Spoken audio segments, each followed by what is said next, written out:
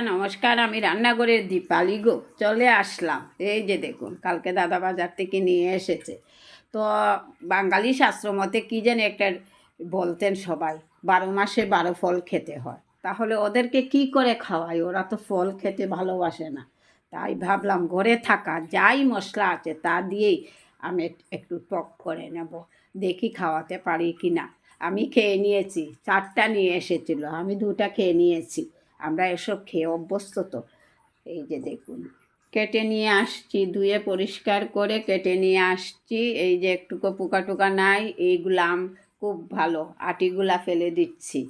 তো দেখুন বন্ধুরা, ঘরে থাকা তেল মশলা দিয়েই বানিয়ে নেব।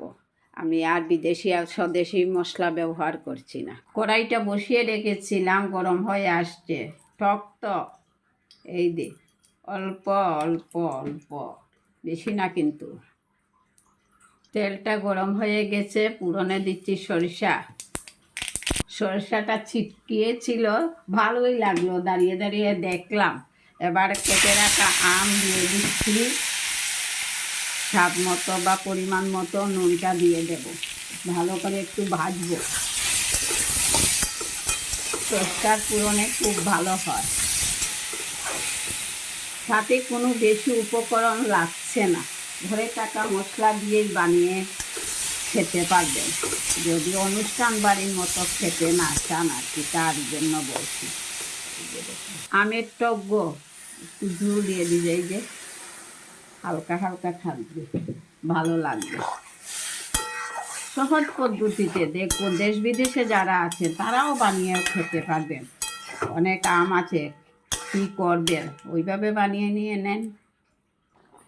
চিনিটা অ্যাড করছি। চিনিটা সম্পূর্ণ আপনার উপরে নির্ভর করবে, আপনার পরিবারের উপরে। কারো যদি সুগার থাকে তাহলে পাকা আম দিয়েই বানিয়ে নেন, আর চিনি আর অ্যাড করবেন না।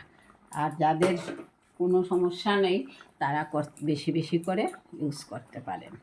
আমটাকে ভালো করে ফেটানোর জন্য এই যে দেখুন, এইটা নিয়েছি। হয়তো টুকরা টুকরা থাকবে আর কি, খেতে তো ভালোই লাগবে, তারপরও ওইটা দিয়ে করলে খুব ভালো হয়। যাদের বাড়িতে ওইটা নাই আপনারা ঘুটনির সাহায্য করতে পারেন।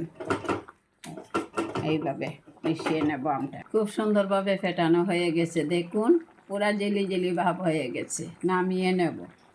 আমের টকটা কেমন হলো? যদি ভালো লেগে থাকে অবশ্যই লাইক কমেন্ট শেয়ার দিয়ে পাশে থাকবে। সহজ পদ্ধতি রান্না তো বন্ধুদেরকে একটু শেয়ার করবেন, শেয়ার করলে ক্ষতি নেই।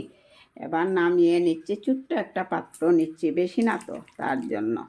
এই যে দেখুন, ভালো লেগে থাকলে বন্ধুদেরকে অবশ্যই শেয়ার করুন, যাতে সহজ পদ্ধতিতে ঘরে থাকা মশলা দিয়ে এই টকটা বানিয়ে নিতে পারে।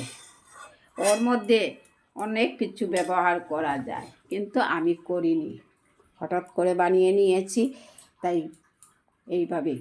দেখুন তো কি সুন্দর কালারটা হয়েছে, সর্ষাটা উপরে ভাসতে কি ভালো লাগছে না? সবাই ভালো থাকুন, সুস্থ থাকুন, টাটা। আগামী ভিডিওতে দেখা হচ্ছে। সবাই সুস্থতা কামনা করি সব সময়।